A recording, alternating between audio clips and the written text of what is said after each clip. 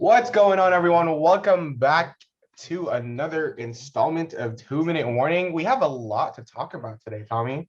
Yes, we do. It has been a very busy, was it 3 weeks since our last episode? Yeah, I didn't know when we would do another one, but I just thought that we had to do one soon because there was a lot going on. There's too much going on for us What's not going on? First of all, it's Super Bowl week. I know. It's Super Bowl week. Yeah. Right? And here we have our resident Super Bowl. So I was hoping for the 49ers in the Super Bowl, right? Yeah, about that. I think they lost. Really? Yeah. Oh. Yeah. Okay. Okay, so we're gonna start off today. There's a lot of NBA stuff to break down, but we have to talk about the Super Bowl, right? So Yeah. we're gonna start off with just who do you think would win the Super Bowl? Let's just do 2 minutes on that real quick. Starting now. Go ahead. That's a tough question because the Bengals have done a lot of great things this postseason. Just Joe Burrow's looking like an elite quarterback of the future. Jamar Chase looking like one of the best receivers in the league. Their defense is actually really good. Evan McPherson might be the best kicker in the NFL. That's a bold statement. That's a bold statement, but he is that good.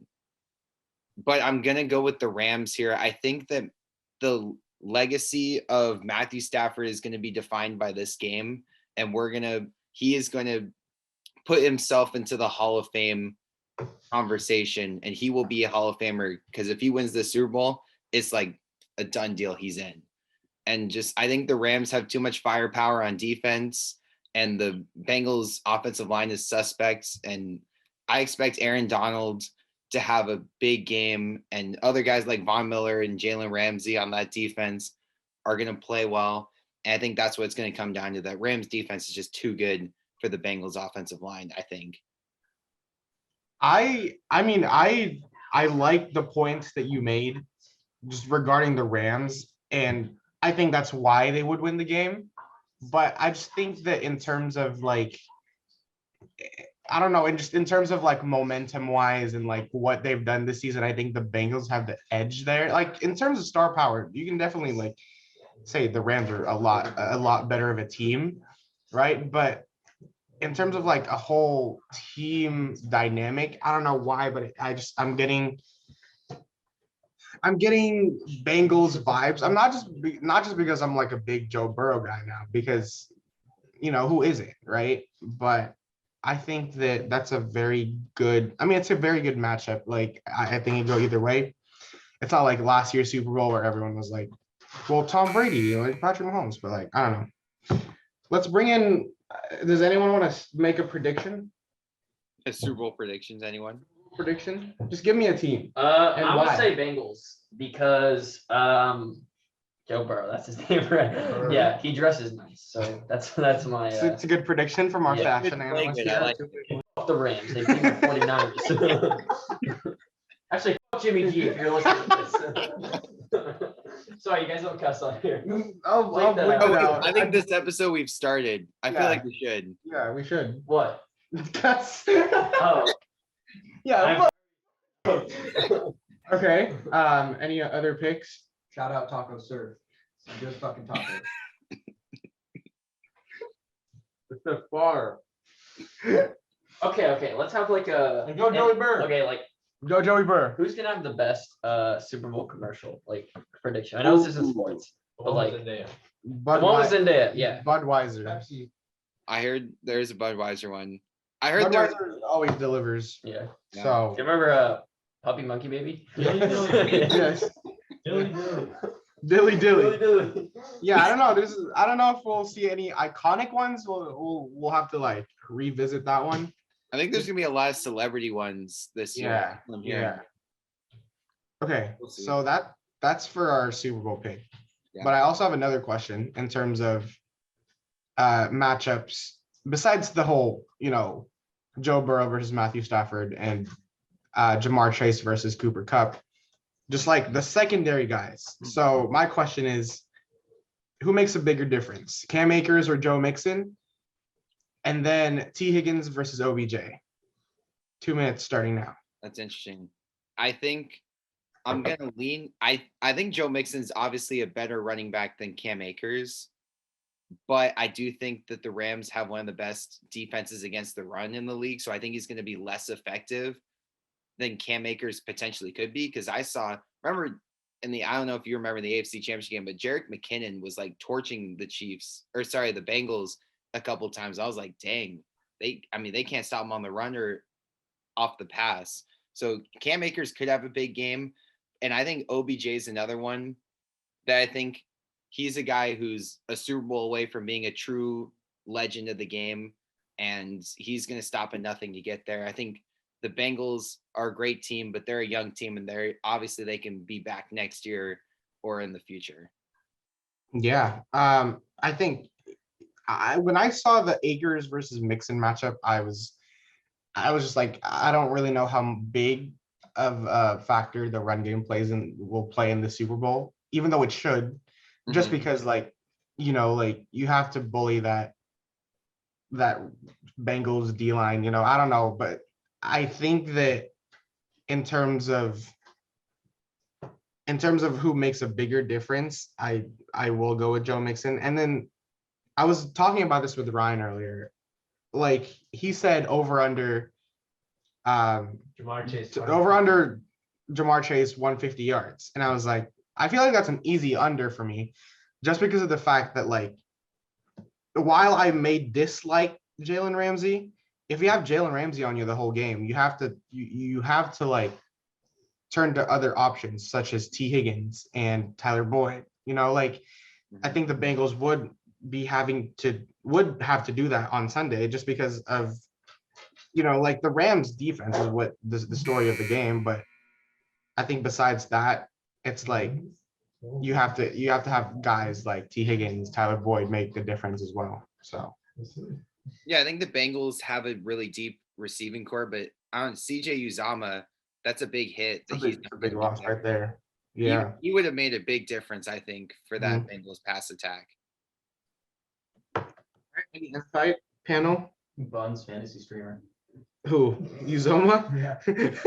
Why would you put CJ Uzoma on your fantasy team? Oh, I did not. Oh, okay. That's like, yeah. Who is their TE2? TE2 is Drew Sample. Oh yeah, Drew Sample. Yeah. Small sample size. Yeah. I don't think he's gonna be too good. This season he has 11 for 81. 11 for 80. 11 for 81. That's Yeah. it. Oh, okay. Huh. Well, then I guess, like I said, it's gonna have to rely on like, First half. yeah, like it's looking like it is looking like a Cooper Kupp Jamar Chase matchup. But like I said, I really do want to see what the secondary guys do, and it's like weird to be calling Joe Mixon a secondary guy. But I know. all right, next topic. We have just 2 minutes on who do you think is going to win the Super Bowl MVP? Go ahead.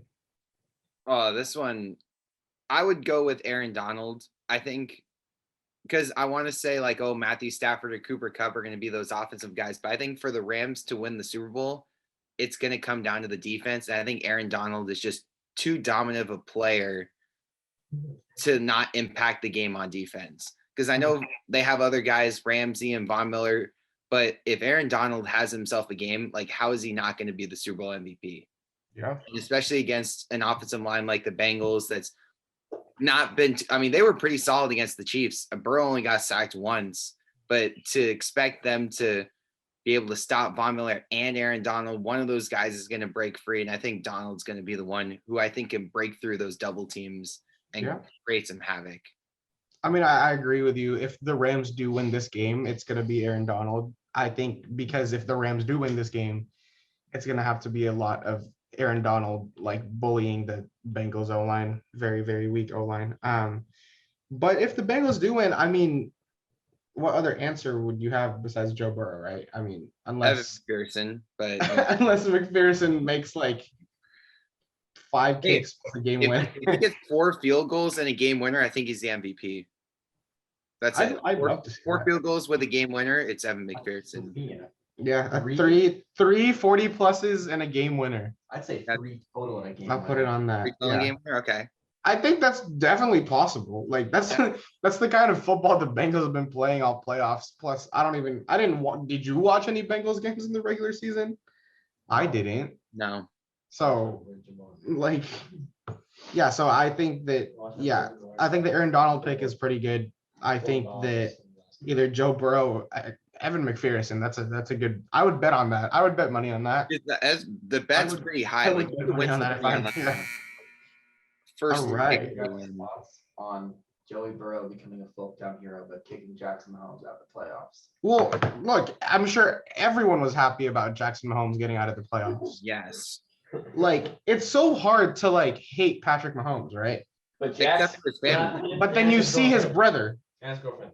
Oh yeah, And and his girlfriend. Now, Yeah. yeah, now it's like, so then now you have two people to like level out the love of Mahomes. Because I mean, Tommy, you answer this because you like Mahomes a lot. No, I love Mahomes, but the more you like find out about his family, you're like, how do you root for this guy? You gotta see Yeah. you gotta see his family celebrate all the time. Popping champagne and pouring it on fans. Like, what? Mm-hmm. Someone online was like, last time I checked, if she was regular first, she get tossed. All right. Now moving on to the next topic. We're just gonna do 2 minutes on. I'll read all the awards that were handed out tonight. Okay. So the Pepsi Rookie of the Year, Jamar Chase. Yeah. Defensive Player of the Year, TJ Watt. Nice. Offensive Rookie of the Year, also Jamar Chase. Offensive Player of the Year, Cooper Kupp. Mhm. Defensive Rookie of the Year, Micah Parsons. We have Comeback Player of the Year, Joey Burr. We have Guys team.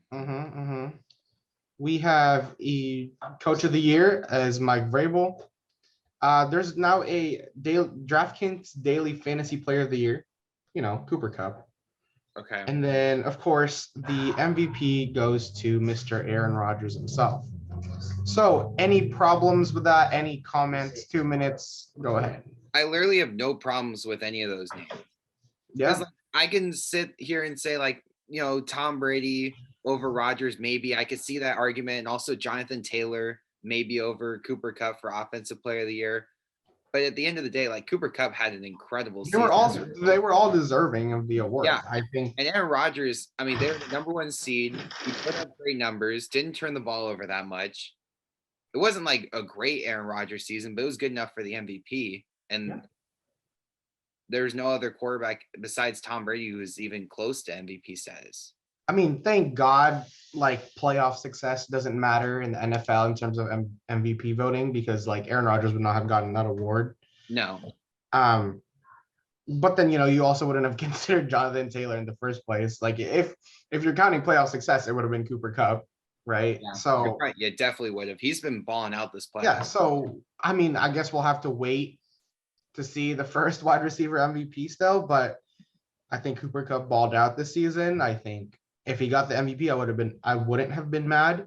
I know other people would have, but Only Packers fans would have been mad. Yeah. Buccaneers fans would have been mad if Tom Brady didn't get it. Yeah, exactly. I think with the final 40 seconds, since I didn't really like write this down. What are our thoughts on Tom Brady retiring?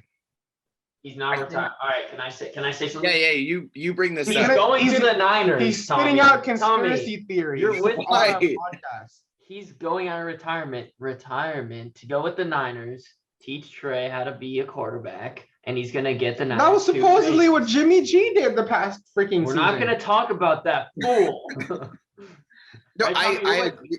I like your point, Andy. I just think at the end of the day, like Brady's done. I just think he's like he did all Yeah, he but- could. Yeah, but It's okay, buddy. It's okay.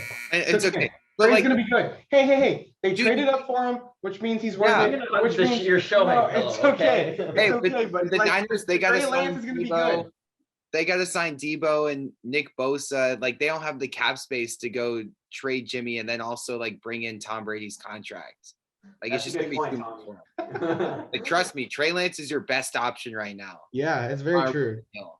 It's I very agree true. with that over. All right. One more NFL topic for today, because we can talk a lot about the offseason and future episodes, but Yeah. I just wanted to bring up the whole Aaron Rodgers thing. Like, Okay. Yeah. where is this man going to play next season? Niners. 2 minutes starting now. I had to look at you for that. Of course he did. Honestly, I don't What's your know. prediction? I Just kind like, of you know, like it doesn't have to make sense. Tampa It Bay. doesn't have to make sense. Tampa Bay, I think, is too obvious for him. I think if he was going to go to like an actual contender, he would go to stay with the Packers, because like obviously they're the best team in the Mhm. regular season last year, and they just added Rich Bisaccia, the Mhm. the Special Raiders teams. special teams. That was a great hire for them. I was a Oh, little yeah. upset that the Raiders didn't hire him as the head coach, but I understand. I think the Broncos make the best fit if he were to leave. I think they have a good enough defense, and I think they have the weapons necessary to actually compete. And I think at the end of the day, Rodgers wants to be in competition. And if he were to go to the AFC West, I mean, he's got to battle Mahomes Mhm. twice in a season, Herbert twice in a season, Carr twice in a season. And if he's the competitor I think he is, that would be a fun, exciting challenge for him, knowing that he has 4 MVPs already to his name. Mhm. Okay, so I don't like have a solid team for him to go to, but here's my thing. If you're Aaron Rodgers and you saw what happened in the playoffs this season, you don't want to go to the AFC. That's like the last thing you want.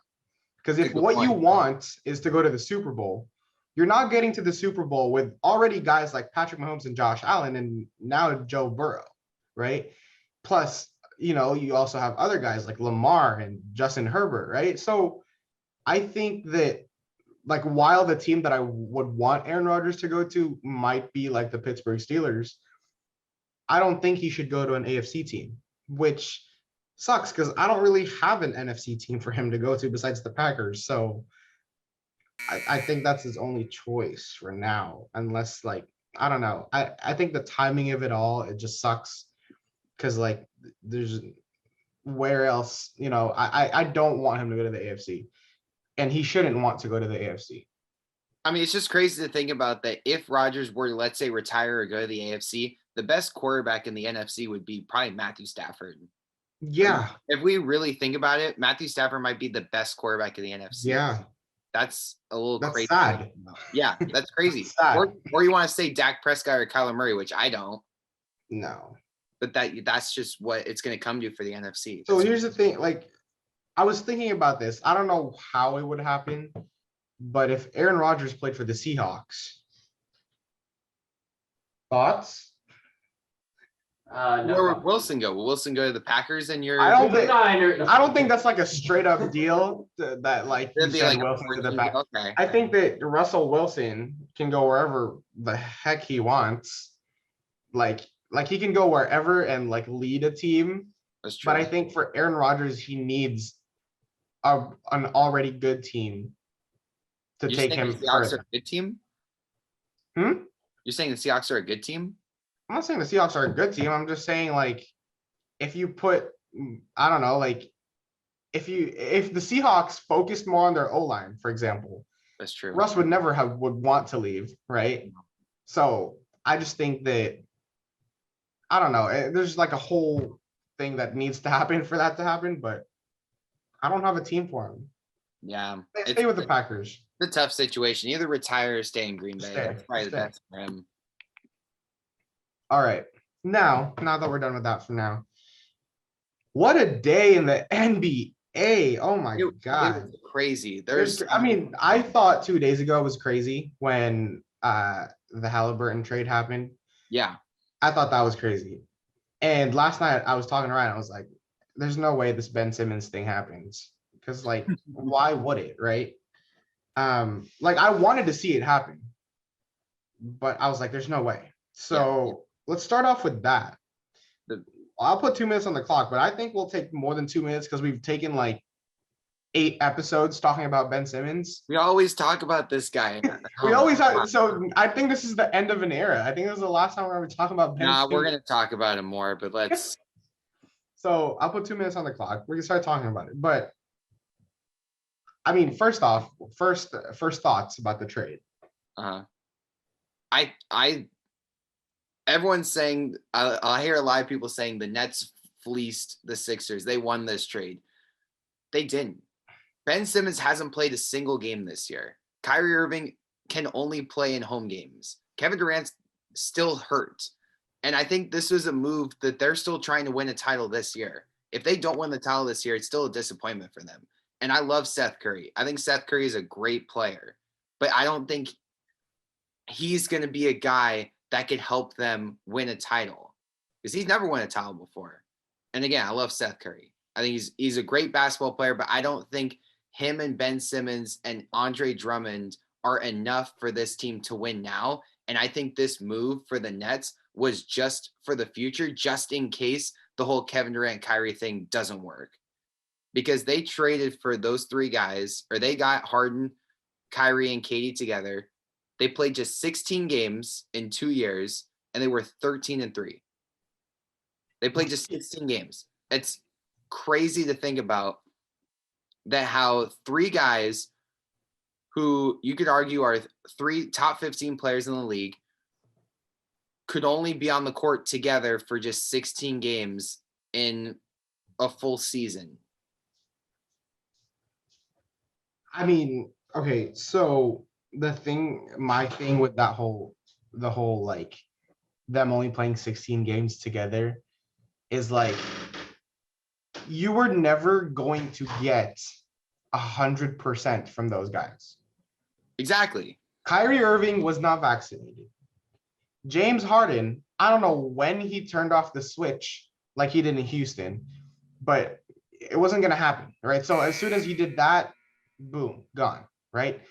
KD, as much as I love the guy, how healthy can he really stay at this point in his career? Like it feels like he's getting hurt every season. So with that being said, right?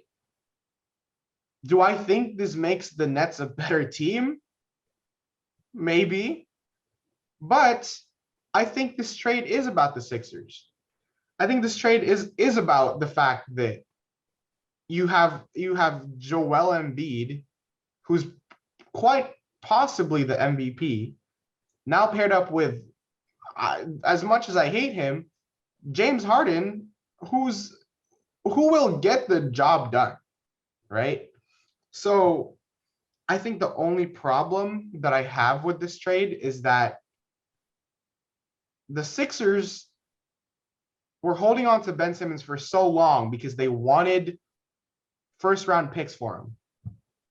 And in the end, they ended up giving up 2 first-round picks. So it's like, I get that it's James Harden. I get that part, right? But I think that the complete 180 they did just because James Harden thought playing for Philadelphia was like a good thing.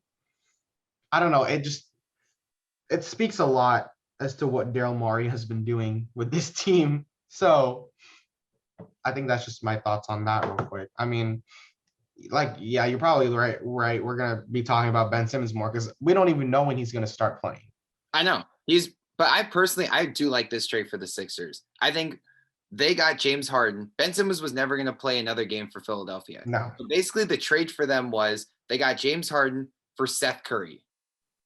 Yeah. About Andre Drummond and Paul Millsap. This is a great trade for the Sixers. And he opted in for next season too. So Harden's going to be there for this year and next with Joel. Yeah. So another thing that I have with that is like early in the week when the rumors were going around, I was like, wait, there's no way they're trading Matisse Thybulle. There's no way they're trading Tyrese Maxey. Yes. And the rumor, like the proposed trades had both of them, either both of them or like one of them. And I was like, there's no way, don't trade them. Like, if you're the Sixers, you're tearing apart your whole team if you do that. Like, I get it, you want to trade Ben Simmons away, you want James Harden. So I'm just glad that the Sixers didn't touch those two, because those two are pretty much the future of that team with now Joel Embiid and James Harden. So yeah, they made a great move. I think Daryl Morey did a great job of making that trade work for them and to keep the best assets of their team, Maxey and Thybulle, who can only get better as their careers go on. Andy, I want your take on this because I explained it to you a little bit earlier, right? I gave him a little bit of an analogy just for a whole understanding, but you know James Harden, like you know how talented of a player he is. Talented, but yeah, There's the but, I don't like right? him as a So no, player. that's the whole point, right? Like, because there's no way. Well, I think he belongs in Philly for one, because like while he may be a baby, he won't get his feelings hurt just like Ben Simmons did. But Most people though are agreeing though that 2 first-round draft picks is kind of an L on the Sixers. I don't like that's the last thing I want is for that to like backfire in the future. But I'm not one to think that far ahead. So, I mean, yeah. Ryan, quick thoughts on the Ben Simmons trade? I think it's better off with the Nets. It's better off for the Nets. Okay. I think I just don't like, or if I was a Nets fan, I wouldn't like the fact that a player, especially of Harden's caliber, like not have been playing there. Mm-hmm. So I feel like the Nets kind of had to do what they had to do, move the unhappy player. They're kind of taking a risk on Ben because I don't think like I've never been a big Ben Simmons fan, but I think he can be good if he wants to play. He can be good, but we have to see if he can get back to how good he once was. But I think the Sixers will be good. Yeah, I think the whole reason why this trade was a big deal was because it involved a lot of like emotional things between the two big stars. Like James Harden didn't want to play for Brooklyn anymore. He was gonna throw a freaking tantrum if he's played one more game there. Ben Simmons has been doing this since the playoffs. So I think that changing their mental for both of them ends up working, right? We just don't know how well yet. Neither one of these teams is going to make the finals this year. I'll predict that. Mm-hmm. I can predict that as well. I think one of these teams. I think that a lot of like ESPN is going to ride their. I'm going to bleep this out. Dick. They're going to ride those two teams' dicks till ride their horses till they leave until they leave the playoffs. And yeah. Who do you think is going to make it from the East? The Heat? I like the Heat. I think they're going to add Goran Dragic too in the buyout market. The buyout market. Yeah. Not the Lakers. Not the buyout. Hey, I'll bring you back in. I'll bring you back in for that one. I'll bring you back in for that one. So we're going to talk about the buyout market later. I like the Heat. I like the Bucks too. Reigning champs. Yeah. And they had Serge Ibaka. I'll lie to you. I was sleeping on the Bucks in the beginning of the season. Yeah. Now who did they lose in the deadline? Dante DiVincenzo. But they got Serge Ibaka. I think they got exactly. I think Pat Connaughton broke his finger or like his hand up today. Ooh. Okay, so keep that on the radar. Backfired right there. Yeah. But they'll be fine. All right. So yeah, we'll see what happens with that trade. Like, I'm a fan of it. I'm never really a big fan of these kinds of trades, especially the next one we're about to talk about, because I'm very mad about this one. Yeah. So moving on to the next trade. I know what trade you're talking about. You know what trade I'm talking about. Yeah. All right. So I feel the opposite of you, but I'll let you go first. You like this trade? I mean, I'm gonna learn to like this trade. You better. But I hate this trade because I love the player. I know. We're talking about the Haliburton trade.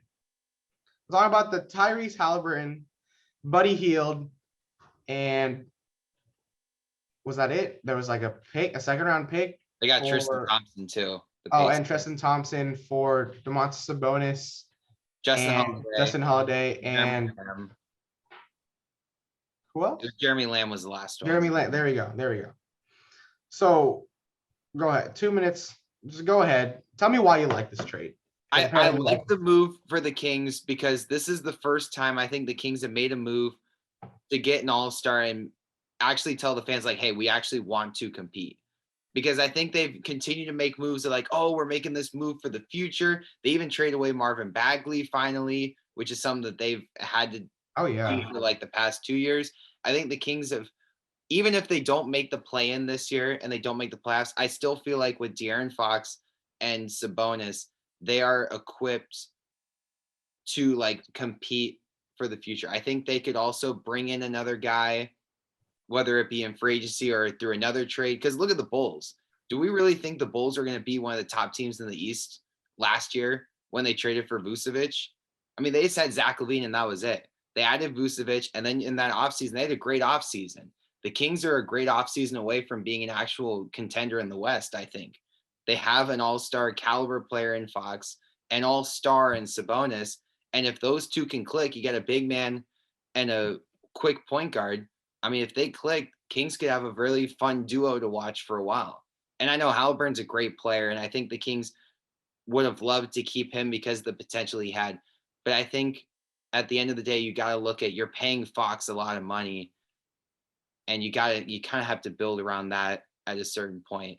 And you have Davion Mitchell too. So I think they were able to get rid of Haliburton and still add an all-star to it. But I'll let you talk. I think all the reasons that you listed are like reasons that I was like, that I wanted to convince myself why I like this trade, and probably will like this trade in the future, because, you know, I never root against the Kings. I love the Kings. Like, if Ryan knows that, like, I love the Kings. Like, but the thing with that is I'm mad about the Haliburton thing, right? But another thing that I'm mad about is the Buddy Hield thing. And that's because I think that now we see a whole new brand of Kings basketball, and I'm excited for it, right?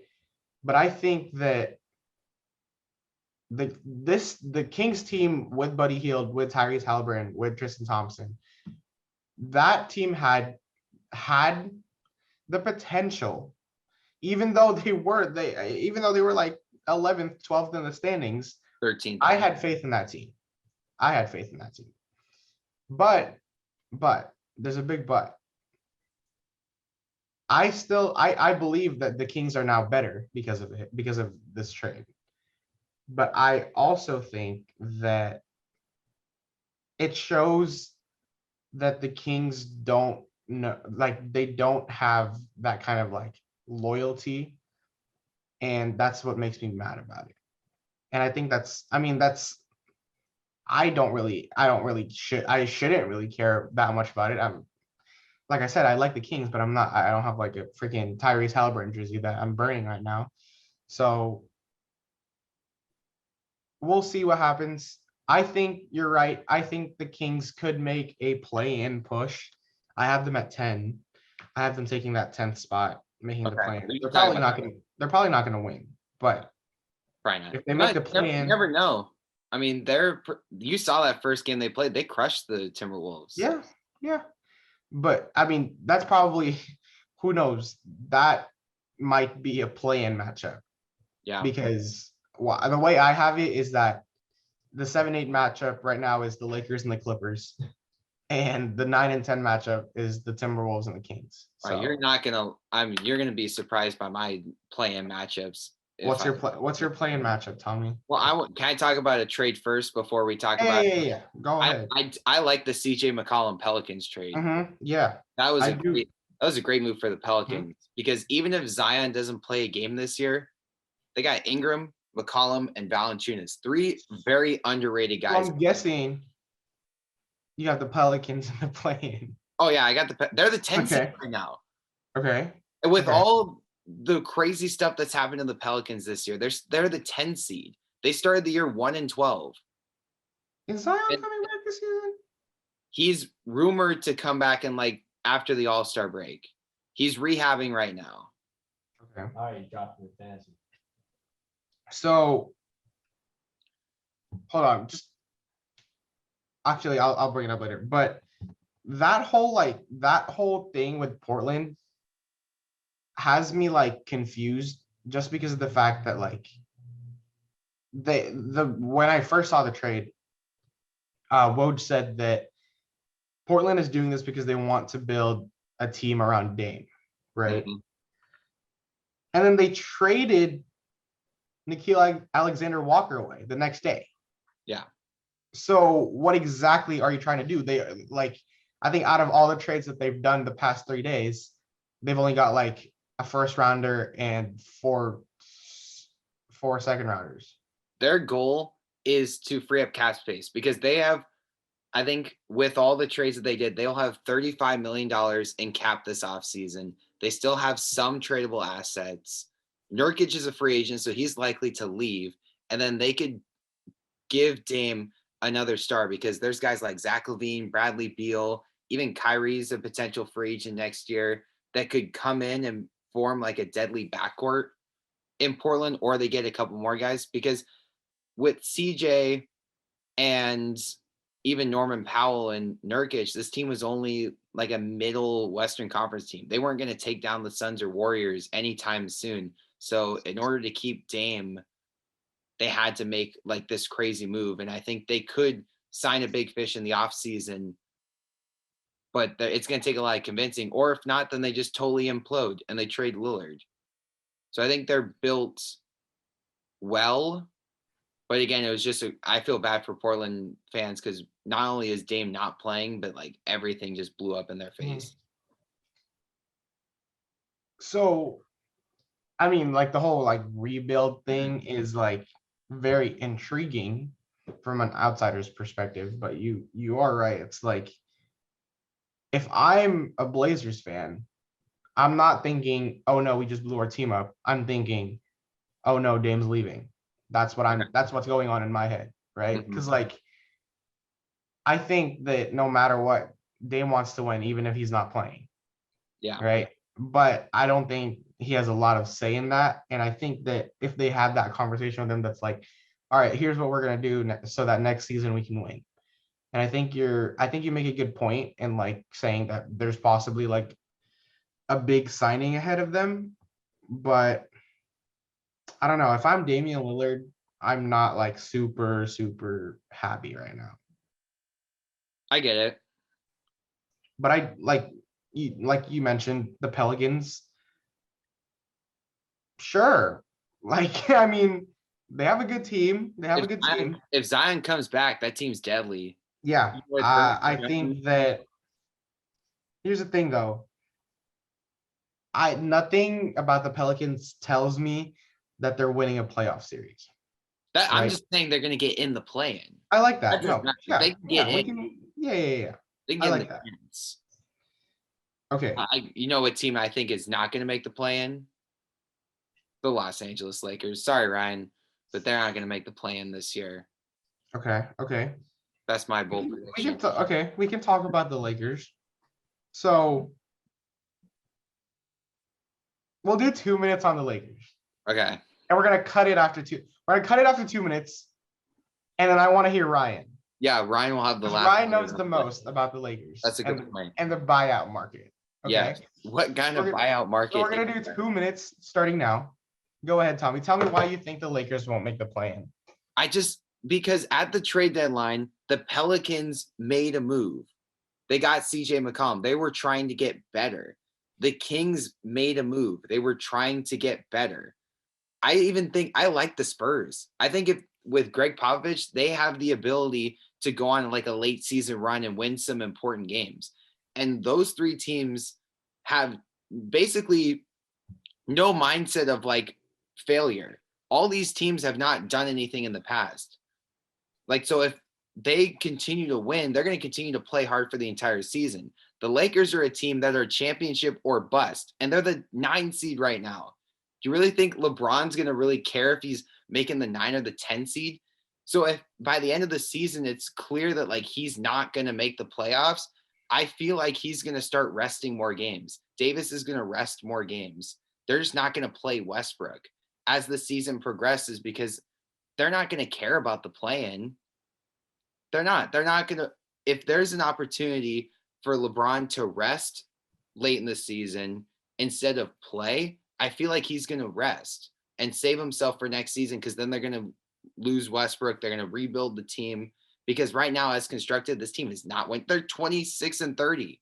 And you think this team's going to go on a little magical run in the playoffs. No, this team's not even going to get in my opinion. Okay. So here's I have 2 ways that this could go. One way is that, like what I said at first, the Lakers can make that 7th or 8th seed, get in the playoffs, play the Warriors in the first round, and lose. Cool? Cool. Second is what you were saying, right? When does that switch turn off for LeBron, for AD, for these like big contract guys, even Westbrook, to be like, okay, maybe we're not contending this season? Because right now, I believe that the Lakers are still contending, right? Like it's the All-Star break hasn't even happened yet, right? And I can still believe that, like, you know what? Yes, we can win games. We're only 26-30. We can make it, right? But then my point of view switched when I saw that whole buyout market thing, and that's gonna be the new meme about the Lakers, is them not making a move. Because first of all, I mean, there was not a lot of moves that could be made, right? Like Russell Westbrook. The John Wall trade was interesting. I mean, there was, right? But how much would that really have helped them realistically? I don't know. Right? You can't really tell. So the Russell Westbrook was basically immovable, right? Mhm. And these other guys, you can't really trade because either they're really old or they just haven't shown enough this season. And I think that's the problem. So that's our 2 minutes. Let's bring in our expert Lakers analyst, Mr. Ryan Ching. Baker I fan. just like I've been like asking him a lot of questions about the Lakers because I want to have faith in the Lakers. I want to see You do? LeBron's putting up MVP numbers, right? On the 9th seed in the West. That's what I'm saying, right? He's barely So- played too. So if the Lakers were a better team, we'd be having a different conversation, right? But it sucks because this is the conversation we're having right now, right? Not really. I Which- kind of predicted this. I said this roster wasn't going to work. It was too old. I mean, you did. And I said that the Lakers could still be a 5 seed, which I'm now very much regretting, right? But go ahead, Ryan. What do you have for us? I think this is a very frustrating season to watch as a Laker fan. I was never that big on the Westbrook trade. I think they're banking. I think Rob Pelinka and all the people high up were banking on the fact that they'd get the best out of him on paper, how his play style might work with LeBron. And I just think they just were kind of burned and they traded kind of a lot. Like I was telling Theo earlier, I would kill to have KCP, Kuz, and Montrez back. Even though a lot of them weren't the best at times, they're a lot better than what the Lakers have off the bench now. And I just feel like, yeah, they didn't do much in the trade market today, but I mean, they couldn't really trade that many players anyway. Like who out there wants THT, Wayne Ellington, and a second rounder? Like, what are you gonna get out of that? Like, I just feel like you have to wait it out with Westbrook, and I think you just have to take on like a bad contract from someone else. Take on just like you just gotta get through it, and maybe make a bad trade in the summer. Just get him out of the team. Figure it out. Get a different point guard. Kendrick Nunn's gonna come back. Who knows? He could be the next Laker point guard for the next 5 years. I don't know. He hasn't played yet, but I think you don't trade Russ yet until the summer. And, well, obviously that can't happen anymore. But So what do you have predicted going into the second half of the season for the Lakers? I think the Lakers will. Because they're very much an Yeah. unpredictable team, right? At this point. So The only Laker player that's involved in All-Star Weekend is LeBron. And he's probably not going to be focusing on it too much. It's probably like I don't even know how many All-Star appearances made. He doesn't care anymore. I think he's going to be more concerned about how the second half of the season is going to go for the Lakers. And I think, I heard from my Lakers sources, there's a lot of frustration in the Laker locker room. you would And think You think so? I mean, that's it's a bunch of old dudes that came Yeah. to the Lakers To win a because ring. on paper they were coming to a good team. I think they're gonna. I mean, they've said this so many times, like, oh, we gotta play better, well, we gotta come together, play better. But I'm hearing the this, same. Yeah. I think they're not gonna become some crazy team after the All-Star break, but I think they're gonna put together more consistent performances. And I feel like their best result could probably be 6. I think they'll make the play-in. I think they'll get bounced in the first round, but I think they'll still make it.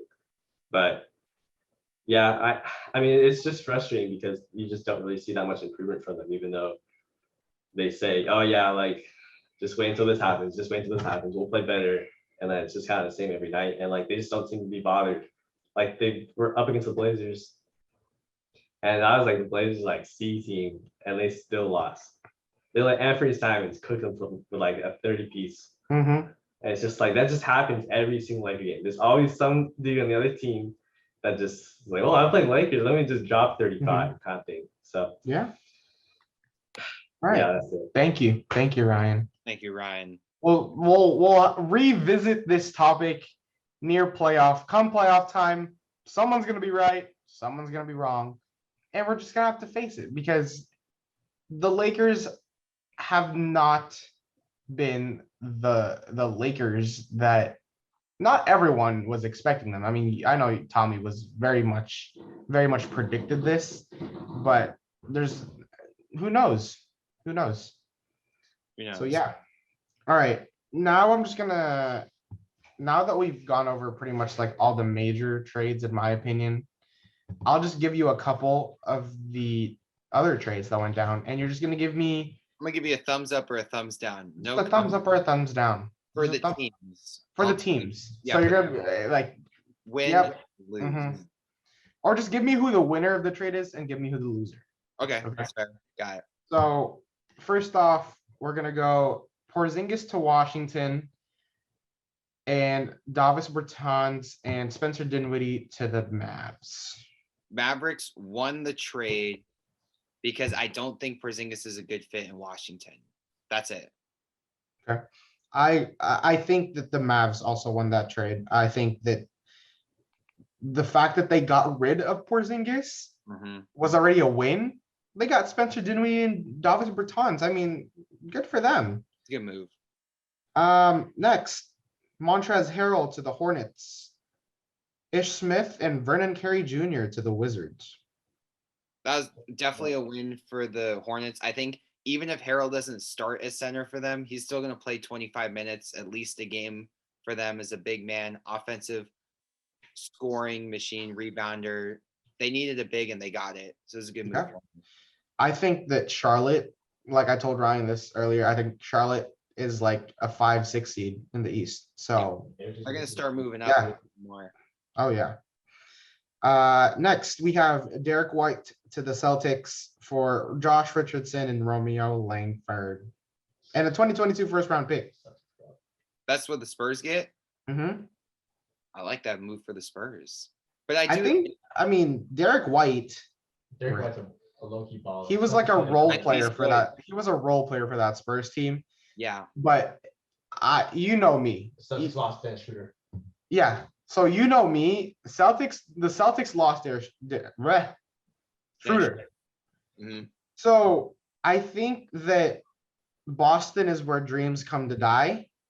And I think that Derek White will play less, will play worse on that team. But I still think that the Celtics got their guy. I mean, it's a pretty good addition for them. I still don't think the Celtics are doing anything special. No. I think All Derek right. White's a good player. Derek White. I like him. Next up, we have a 4-team deal. We Oh, have the Detroit Pistons receiving Marvin Bagley, the Clippers getting Rodney Hood and Semi Ojeleye. How do you say that? Ojeleye. The Bucks get Serge Ibaka and a 2022 second round pick and a 2024 second round pick. And the Kings get Dante DiVincenzo, Josh Jackson, and Trey Lyles. So first off, Pistons. I mean, Marvin Bagley, like what else are you gonna get out of the man? He's a talented player, and I think if he can figure it out on a young Pistons team, I mean, it could work for him. Or if not, then he doesn't re-sign with them. So it's like Clippers, Rodney Hood and Semi Ojeleye. I think that if they can get Kawhi and Paul George back this season, and there's a The potential stretch. that could happen, It's a stretch, but if they get Stretch. one of those guys, they could make a solid playoff I run. think the Clippers are like silently building like a scary team, and we just don't know about it. We even But talk about the Norman Powell and oh Robert. yeah, that's coming up. That's coming up. I think the Bucks getting Serge is a very. I feel like this trade is good for all teams. I think the Yeah. Bucks getting Serge Ibaka is very good for them. Mhm. But then the Kings just keep adding dogs like DiVincenzo, Josh Jackson. I mean, I don't know how much Trey Lyles really plays anymore, but I think Josh Jackson was what, like the 8th pick or something? A while ago, something. yeah. I think it was Yeah. like 2017, I think, or 2018. Yeah. I think that was a good move for the Kings too, trying to build like a contender, a playoff contender, I not a think the champion. real winner of that trade is Marvin Bagley's dad. I don't know if you saw all like the commotion that he was like causing about his son playing for the Kings, but I think he finally got that dub, and good for him. Torrey Craig goes back to the Suns. The Pacers get Jalen Smith in a 2nd-round pick. It's not really that special to me. I think the Suns getting Torrey Craig back. Cool. Good for them. That's all I got. Yeah, I got really PJ Dozier and Bol to the Magic for a 2nd-round pick. Bobo's so undervalued. I'm sorry, what? I know. Wait, What? Who was Bobo on originally? Who traded him? The Celtics. Well, God, Nuggets. Jeez, the Celtics. He was on the Nuggets, but he was But- with the Celtics. And the Celtics only got a 2nd-round pick for that. PJ Dozier is a really good defensive guy, if I'm not He's like mistaken. Darius Bazley, but Yeah. So what? I don't know. Maybe they needed more like room on their roster. I don't know. Someone got swindled. Great. Just letting you know. All right, this one. The Celtics get Daniel Tice back. And the Rockets get Dennis Schroeder, Bruno Fernando, and Ennis Ennis Freedom. Who are you with? Huh? Oh, they already waived him? They already waived Ennis They already Freedom? waived Dennis Freedom. That's lovely. Okay.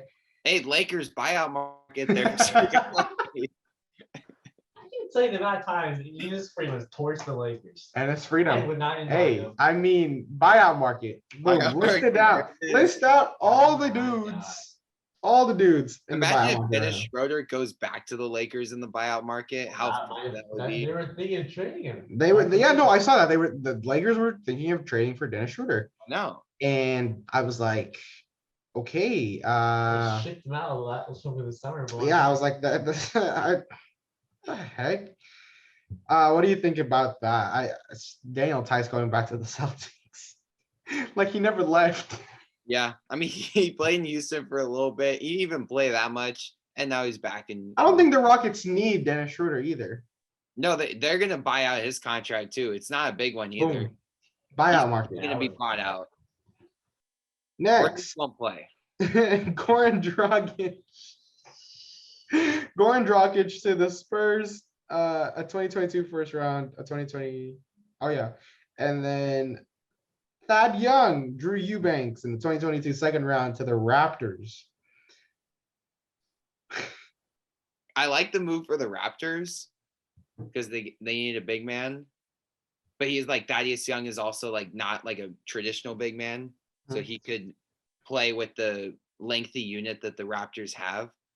I And don't I know think if this is just me, but I feel like the Raptors just got another OG, but like a slightly less OG. yes.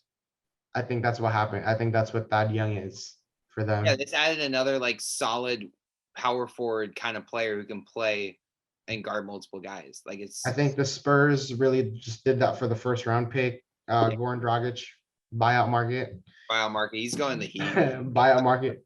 Yeah. I don't even want to talk about this. Aaron Holiday to the Suns, and the Wizards got cash. I think the Wizards won that one. They need some cash. They need some cash because of Kristaps' contract. They need some cash.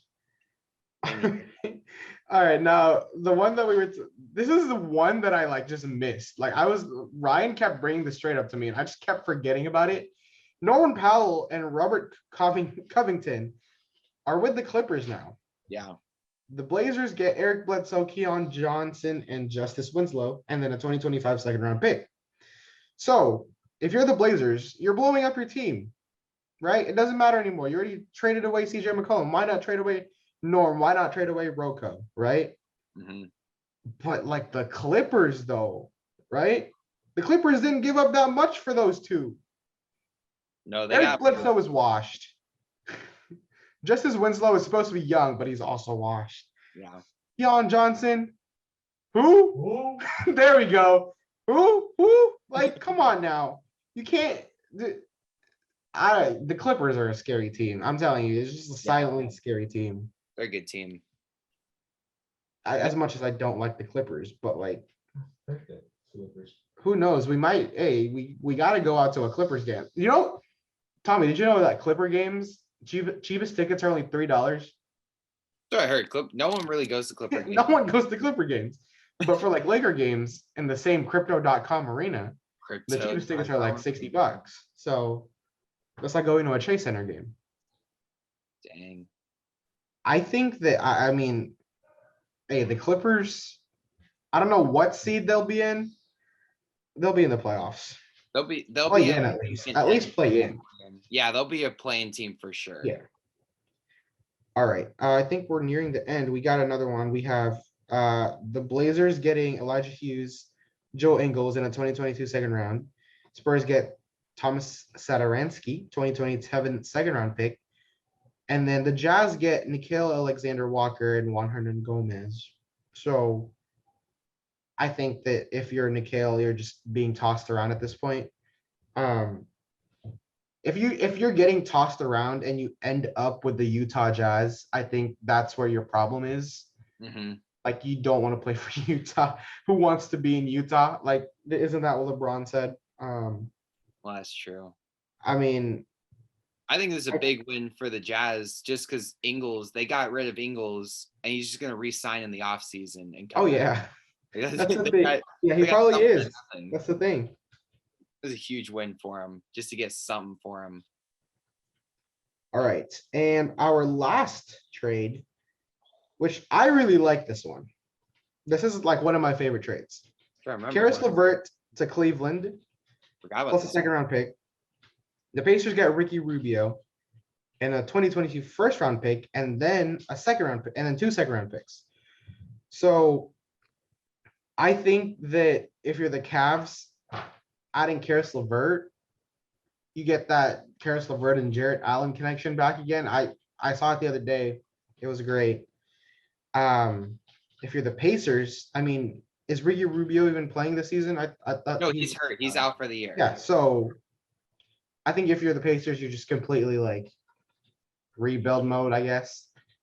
Which sucks for my guy Tyrese Haliburton, but I guess he's used to teams not being in a playoff run. So go ahead. Ouch.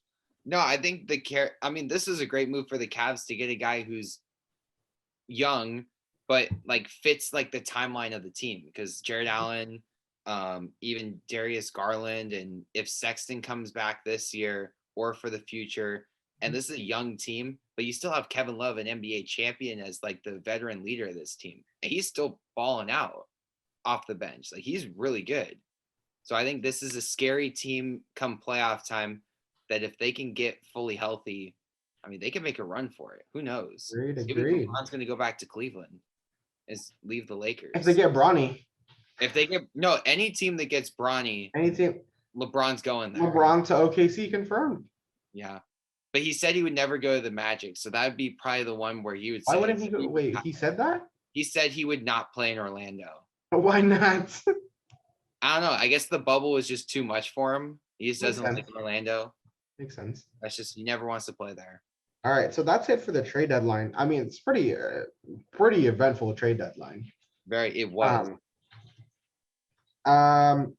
Let's see. We don't have to do 2 minutes on the Warriors. I just like to say. Can we talk about the All-Star game? Yeah. Announcements?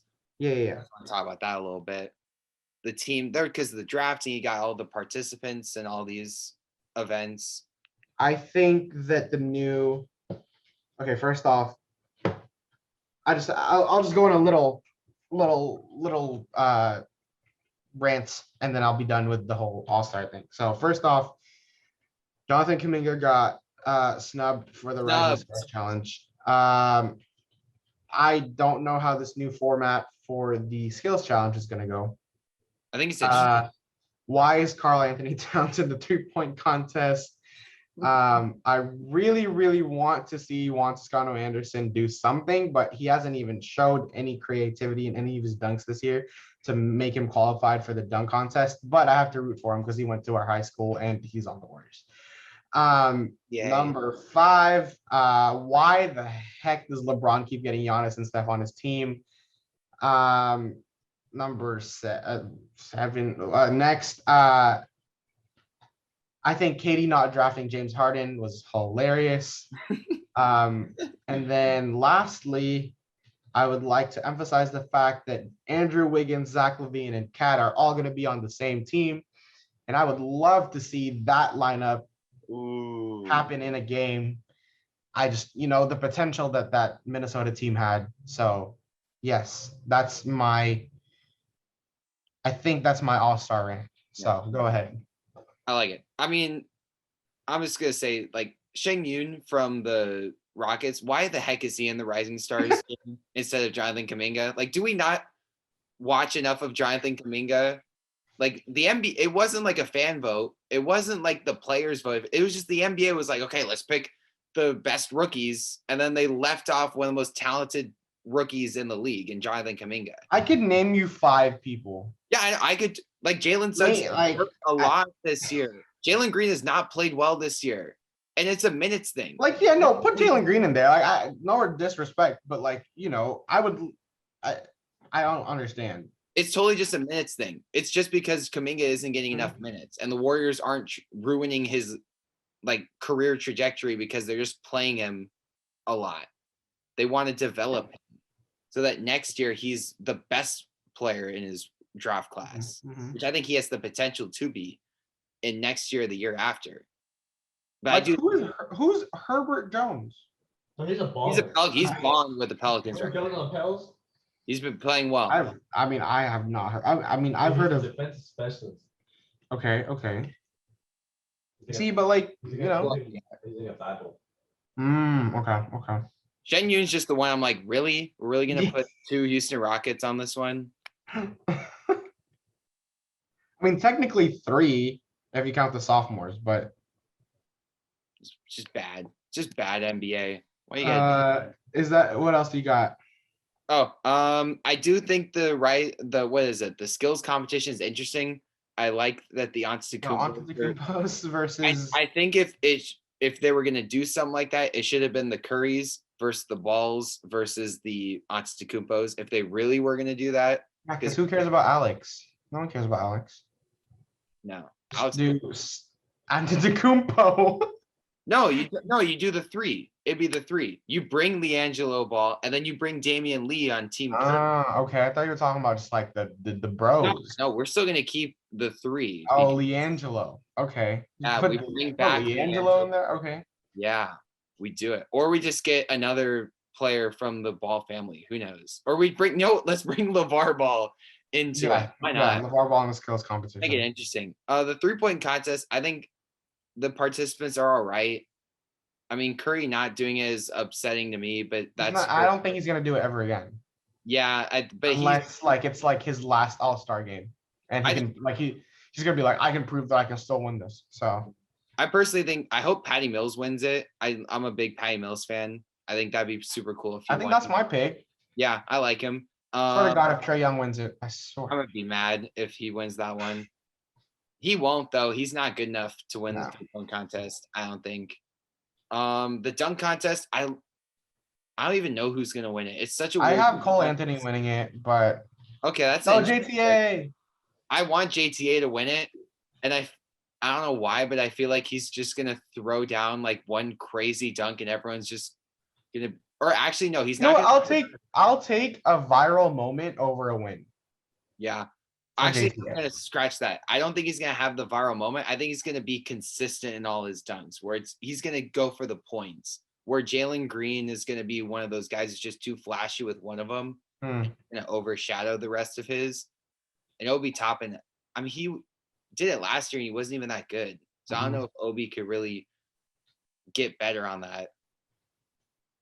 Then the All-Star game. I mean, how does LeBron get himself, Giannis, Steph? I even had Jokic back-to-back years. He's got 4 of those guys. Like, what is team? And then Luca. And Luca off the bench. And Luca, and then James Harden, and then what? How I don't know what team. I Durant should not be a captain ever again. You No. cannot pick a team No. for the life of them. Is that it? But that I think that's all I got. Okay. Okay. Yeah. No 2 minutes on the Warriors. I think the Warriors did a great job not doing anything. I think the fact that they've lost the last 2 games is surprising. I think that James Wiseman coming back in August of this year is very reasonable. I think that if James Wiseman comes back before the playoffs, the Warriors could make a push for first. I don't know. I don't know how much of a difference he really makes. I really just want Draymond Green back, please. That's it. Yeah. I think that what we're seeing with like Kuminga playing a small ball 5 and Otto Porter Jr. is going to be another one of those guys who can play that small ball 5. I think that's intriguing because you could put when Draymond's in there, he's obviously the small ball 5. So you're throwing a guy like Kuminga with Wiggins, Steph, Clay, obviously in that rotation, or even Otto Porter Jr. or Iggy. Like that, it's just the small ball death lamp that they have. So just to see guys interchange in that rotation. I mean, even because at the trade deadline, they really wouldn't have made a move that would have like helped. I would have been mad if they made a move. Yeah, I like this team. And I know the buyout market, they're saying like, oh, they could still get a guy in the buyout, but like, who are you going to cut on this team? Like if you had to cut someone. You can't cut Chiozza, he's on a 2-way. Yeah, you're right. There's no one. Because I personally, I don't want to cut JTA because I think he is like personally to the team. He's and Damian Lee too. I think they're worth too much to the culture of the team that you can't like cut them for a new guy. I just think very true. I think Bielitsa is the only guy you potentially could, but I like him. Yeah. I think when he's in, he's playing well. All right, so that does it for basketball. And then real quick, we're gonna bring in Mr. Jerome here.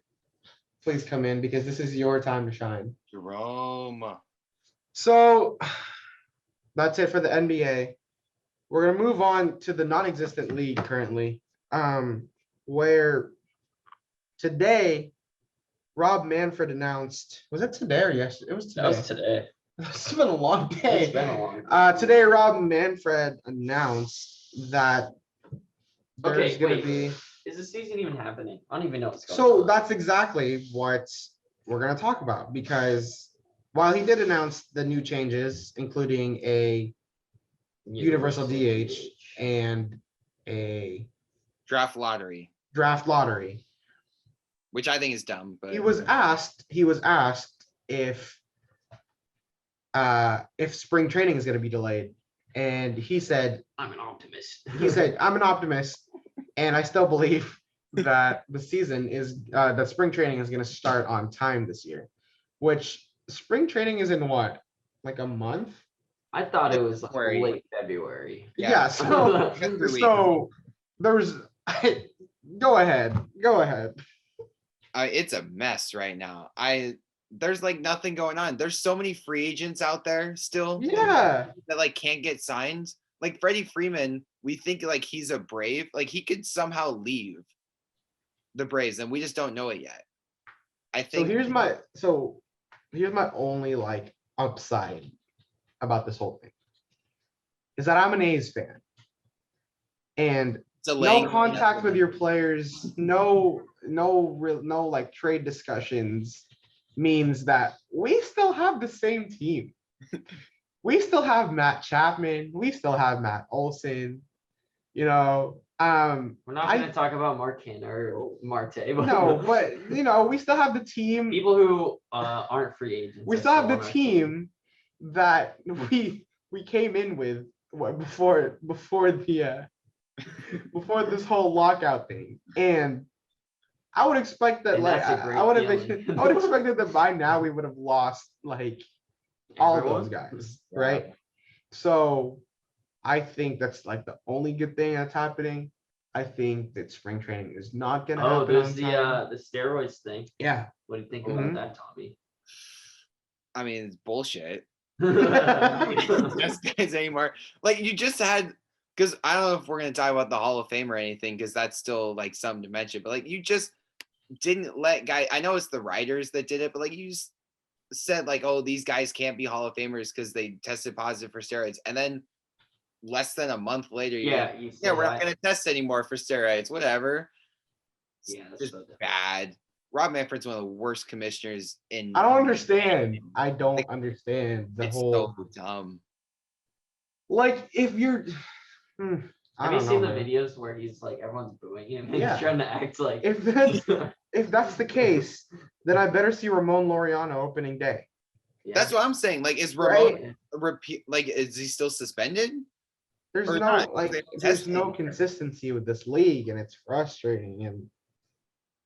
And this is like besides the NFL, this is still pretty new to me because I just recently started watching baseball in like 2014, 2013. So just everything that I've seen is like why, right?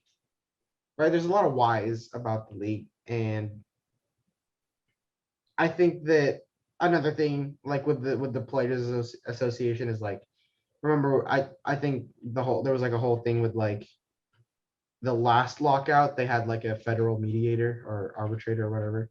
Mhm. And the Players Association declined that request, which means, did they really want progress though? Are they really getting anywhere? I feel like there's so. Well, do you like the universal DH? I don't know, because I think maybe we've talked about it before, but now it's like official. I have a controversial opinion, but that's because I'm a fan of a team that's in the American League.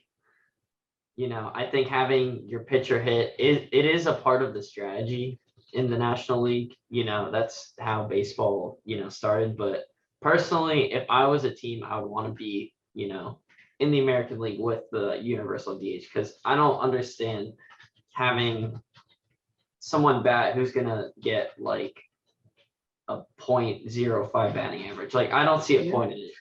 It is. I a don't part think of- it's controversial. I mean, I like No. the universal DH. I think, like for example, guys like Max Fried, if you really want to hit, you can be the DH for the game if you're pitching, right? Like it's not that hard to put you in the lineup, but that's like a limited number of guys who really is like, yeah, I want to mean, hit. So it just seems like having your pitcher hit who isn't even really swing the bat. That's just an easy out. They could even get hurt, so you're doing that risk. So I understand why they would do universal DH. I understand it's having your pitcher hit is classic, that's how it was. And, again, that's like part of the strategy. But for me, it's like, yeah, you want a big boy. You want Pablo Sandoval as your DH for the Braves or something. I don't know. yeah. Because I think what Shohei Ohtani did this year, like, proved that the MLB can have a universal DH. Because, like, he played almost every day, and he was a starting pitcher and a DH. Yeah. Like, and he raked. Like, so if there are pitchers that can hit, they can be DHs when they pitch, or they can play in other games potentially if they still want to. So I think this opens up to like better things for the league to see more of these dual athletes play potentially both positions, where they wouldn't if they were just pitching 5 days every 5 days. Agreed. I agree. And Easy. yeah, I think that's all. Oh, what are we doing tomorrow? Well, what are we do? Tell me what we're doing Tommy, tomorrow. you know what game? Tommy, we're guess going what to tomorrow? Tell me, guess what we're doing tomorrow. Take a guess. Just take a gander. I don't know. I don't know. If you could go to one sports game, Right now. yes. You You could see one. If you could see can one see your sports one team sports team. in person currently, What would that one team be? Right now, I mean, I'd love to see the Warriors. I don't know. No, wrong answer. Kraken? No. Yeah. We're going to the Ducks Kraken game tomorrow. Well, And Come down, Tommy. yeah, but I Your wish I swimming will be could. done in time. What time's the game, bro? Game 7. Dude, I got a queen size bed, homie. so yeah, good to finally see our team in action Yes. tomorrow. He's wearing a Warriors jersey. I'm wearing an my Indians jersey. Kaminga jersey tomorrow, along with this hat. Gotta rep the Bay. Yeah, I don't know how hockey games work. I know, They're fun in person. yeah. So, yeah, looking forward to it. And then, like we promised you in the beginning of this podcast, the first episode, we were like, eventually we'll have some hockey in there, and it's probably gonna happen next season because this season I have no idea what's going on. I told you guys I watched the skills challenge. That was very entertaining. That was very The entertaining. dodgeball one, the one guy, that was awesome. That was yeah. So After this Hockey. game, you're gonna be talking hockey 24. yeah, oh yeah, I'm gonna be like that guy 23. I don't know. So all right, and I think that's it for today. We broke down the Super Bowl. Tommy got the Rams. I got the Bengals. We got a friendly. You got the Rams. we got a friendly bet here, a 2-minute warning going on. Someone's gonna be right, someone's gonna be wrong. Let me just remind everyone that in my delusional bracket, I was almost right because I had the Bengals and the Niners. Yeah. I got half of it. Because no one predicted the Bengals going to the Super Bowl. I'm telling you that right now. I did. Exactly. In your delusional In my world, delusional your bracket. heart said the Bengals would do it, but your No, mind. 'cause, I mean, come on now. Everyone wanted the Bills to win that game. I But want Bills to go all the way. that game was crazy. That's- Yeah. I mean, that's what we said. But in my delusional bracket, go Bengals. Go Joe Burrow. I think it's gonna be a great game. I think the next time we talk about it, or the next time we see each other, we're gonna talk about it, and then we're gonna talk about Aaron Rodgers again, and we're gonna talk. I mean, there's a lot of We're talking about NFL Ben things. Simmons again, Yeah. the Lakers again, the Warriors. See, now you know how like we have like a designated A's and Warriors segment. Now we have a designated Lakers segment because Yes, we it's very do. it's very unpredictable. There's always something happening with the Lakers. So Always. yeah. And with And we, that, and we now have an expert Lakers analyst. So that's just how it works here now at 2-minute warning. All right. And with that being said, thank you for watching / listening. Thank you to our guests panelists for today. This one's actually coming out. Yeah, sorry, Andy was in a lost episode. I said hashtag release the Andy. cut. Thank you to Andy Jerome. Thank you to Ryan Chain. Thank you to Garrett Novak for promoting his taco spot. Thank you to Tommy for staying way past his bedtime. it's late, you guys. It's a late one. Tommy's Yeah, gonna go 20 flat on his 50 free. You guys don't know what that means, but If you do, I'm proud of you guys. all Apology. All right, and that's gonna be it for 2-minute warning today. We'll see you at the next one. Peace out. Peace.